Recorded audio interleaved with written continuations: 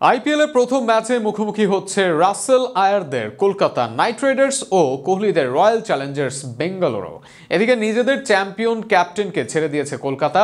চড়া মূল্যে দলে নিয়েছিল ভেঙ্কটেশ আয়ারকে, তবে তাকে ক্যাপ্টেন না দিয়ে তারা গুরুত্ব দিয়েছে অন্য এক অভিজ্ঞ ক্রিকেটারকে। কলকাতার নতুন ক্যাপ্টেন ও আইপিএলের প্রথম ম্যাচ নিয়ে বিস্তারিত থাকছে প্রতিবেদনে।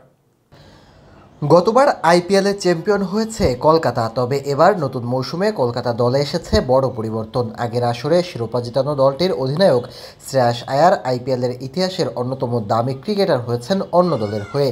এছাড়া মিচেল স্টার্ক সহ আরও অনেক খেলোয়াড় নেই কলকাতা দলে, তবে এর মাঝেও দলে রয়েছে কয়েক মৌসুম ধরে কলকাতা দলে থাকা রিঙ্কু সিং, হর্ষিত রানা, ভেঙ্কটেশ আয়ার, ভরুণ চক্রবর্তীরা। দুই Caribbean big name Andre Russell ও সুনীল নারায়ণ আছেন দলের সাথে। এর বাইরে স্টার্কের বিকল্প হিসেবে আরেক অজি পেসার স্পেন্সার জনসনকে দলে নেয় কলকাতা। দলে আছেন দুই উইকেট রক্ষক গুরবাজ এবং সল্টো। এছাড়া মঈন আলী ও রবম্যান পাওয়েলের মতো মুখ আছে কলকাতা দলে, যারা হতে পারেন নারিন রাসেলের যোগ্য বিকল্প। পেস আক্রমণে উমরানরা গতির ঝড় তুলতে পারেন। চমক দিয়ে অনুশীলনে দেখা গেছে নরকিয়াকেও। এদিকে দলটিতে চমক দিয়েই ক্যাপ্টেন করা হয়েছে অভিজ্ঞ আজিঙ্কা রাহানেকে। একটি ক্রিকেট ওয়েবসাইটকে দেওয়া সাক্ষাৎকারে নাইট রাইডার্সের প্রধান নির্বাহী ভেঙ্কি মাইসোর এ নিয়ে বলেছেন, আইপিএলে 185টি ম্যাচ খেলেছে রাহানে। দেশের হয়ে প্রায় 200টি ম্যাচ খেলার অভিজ্ঞতা আছে। মুম্বাই এবং ভারতকে নেতৃত্ব দেওয়ার অভিজ্ঞতাও আছে। আইপিএলের প্রথম বছর থেকে খেলছে।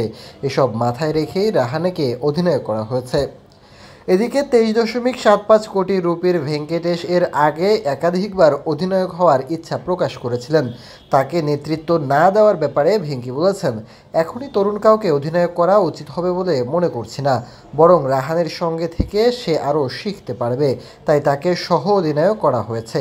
সে অনেক বছর ধরে নাইট রাইডার্সের জার্সিতে খেলছে, তার মধ্যে অধিনায়ক হওয়ার সব গুণই আছে। অপরদিকে প্রথম ম্যাচে কলকাতার প্রতিপক্ষ ব্যর্থতার বৃত্তে ঘুরপাক খাওয়া বেঙ্গালুরে, যে কারণে এবার দলে ব্যাপক পরিবর্তন এনেছে তারা। বিরাট কোহলি থাকলেও তিনি অধিনায়ক হিসেবে থাকবেন না। তার দলে অধিনায়ক তরুণ ব্যাটার রজত পাতিদার। এন্ডি ফ্লাওয়ারের দলে ব্যাটসম্যান হিসেবে আছেন লিভিংস্টোন, টিম ডেভিডের মতো পাওয়ারফুল হিটাররা। এছাড়া রোমারিও শেফার্ড, জ্যাকব বেথালের মতো কার্যকরী অলরাউন্ডার দলে নিয়েছে বেঙ্গালুরে। বোলিংয়ে একাধিক বিদেশি মুখ দলে নিয়েছে তারা। লঙ্কান তুষারা তার ব্যতিক্রমী অ্যাকশন নিয়ে আসতে পারেন। এছাড়া আফ্রিকান পেসার লুঙ্গি ইনগিডি আছেন দলে। এদের সাথে দেশি ইয়াশ দয়াল ও ভুবনেশ্বর কুমারের মতো দেশি পরিচিত নাম। সব মিলিয়ে নানা দুর্বলতা থাকলেও টক্কর দেওয়ার মতো দল গড়েছে বেঙ্গালুরে। আগামী 22 মার্চ বর্তমান চ্যাম্পিয়নদের মাঠে ইডেন গার্ডেন্সে হবে খেলা। বিশ্বকাপের ফাইনাল আয়োজন করা ইডেন গার্ডেন্স দুই দলকে আতিথ্য দেবে সন্ধ্যাবেলা। বাংলাদেশ সময় রাত 8টায় অনুষ্ঠিত হবে দুই দলের ম্যাচটি।